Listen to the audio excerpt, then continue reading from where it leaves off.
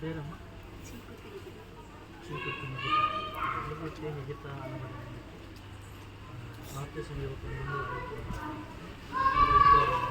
అమ్మ నాన్న బలవంతం చేసి నువ్వు కూడా బాప్తిసం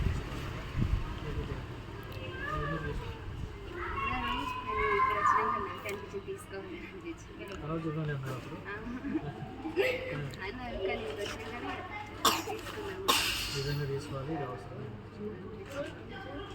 బలవంతమే అవకాశం కూడా అవకాశం ఉంది ఆత్మ దేవుడు దీవించాలి.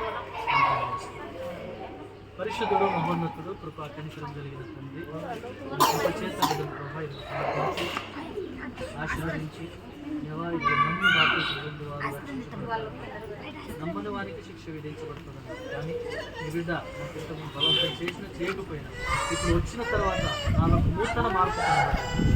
నిజంగా నాకు ఇది అవసరమే అనిపించింది. అందుకే ఖచ్చితమైనటువంటి మారు మనసుతో నేను బాప్తిసం పొందాలని నిర్ణయించుకున్నాను.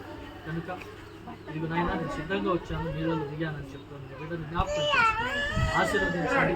నూతనమైన ఆత్మతో ఇదిగో తండ్రి ఈ దినము మీ బహు బలమైన అభిషేకం ఈ బిడ్డ పైన కుమ్మరించండి, ఆశీర్వదించండి, వర్ధిల్లే కృప దయచేయండి. ఇదినైనా ప్రార్థిస్తుండగా తండ్రి యొక్కయు కుమారుని యొక్కయు పరిశుద్ధాత్మ నామములో నీ బిడ్డ కొరకునైనా ప్రతిష్ఠించి ఇదిగో బాప్తిసం పరిశుద్ధపరచబడిన బిడ్డను ఇదిగో బాప్తిసం ఇస్తుండగా కృప దయచేయండి. తండ్రి కుమార పరిశుద్ధాత్మ నామములో బాప్తిసం ఇస్తుంది.